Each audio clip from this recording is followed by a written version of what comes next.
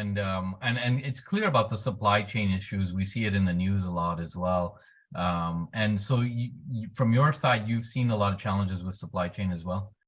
So supply chain issues, they've Mhm. become more and more critical. And, so early decisions, scope definition, establishing a procurement strategy, I think are very important for a project.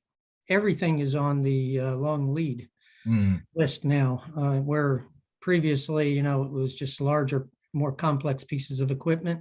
right. And now it's practically everything. So you really need to plan ahead, Yeah. get a jump on a project, and start defining some of those specifications, and get into the procurement cycle on those items Early on, eh? Yeah. early on. Yeah. Yeah. Okay.